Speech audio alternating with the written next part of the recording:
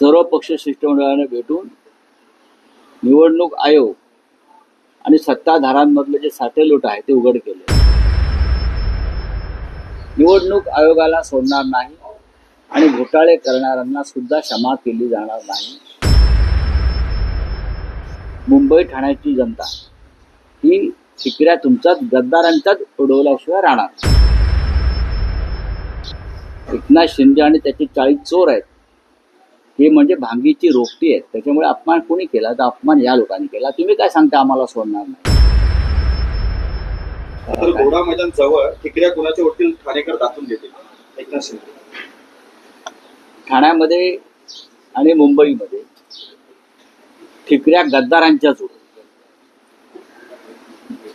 खरं म्हणजे विधानसभा निवडणुकीत घोटाळा केला नसता मतदार यादीवर तर ठिकऱ्या तेव्हाच उडाल्या होत्या.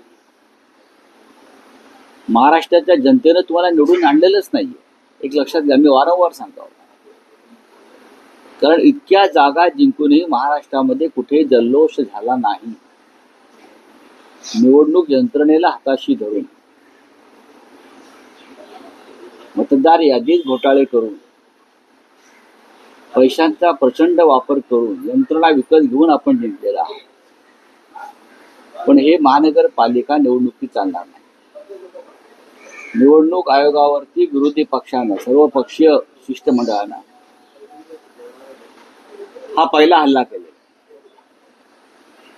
सर्व पक्ष शिष्टमंडळाने भेटून निवडणूक आयोग आणि सत्ताधाऱ्यांमधले जे साटेलोट आहे ते उघड केले. आता एक पाऊल पुढे जाईल. सर्व प्रमुख नेते जे आहेत, जे सर्व पक्षीय शिष्टमंडळामध्ये होते, त्यांची आपापसात चर्चा सुरू आहे की निवडणूक आयोग ज्या पद्धतीनं काम करतोय दबावाखाली,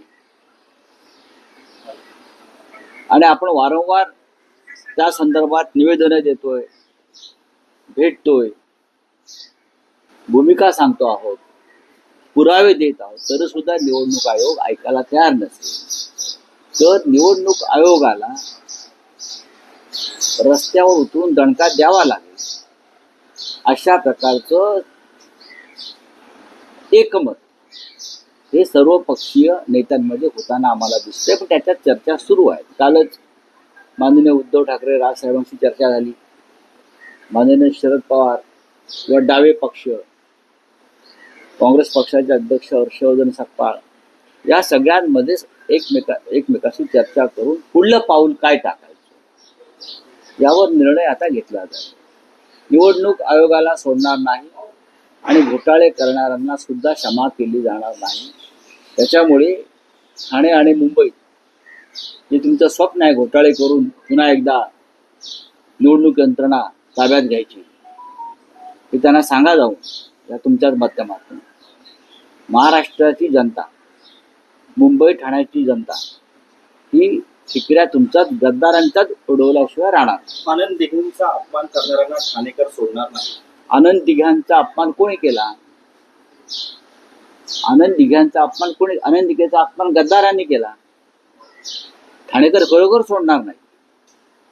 आनंद दिघे या एका निष्ठावान शिवसैनिक किंवा शिवसेना नेत्याचा जो काय विचार होता निष्ठेबाबत, त्याला तडा कोणी दिला? एकनाथ शिंदे आणि त्यांच्या लोकांनी दिला ना.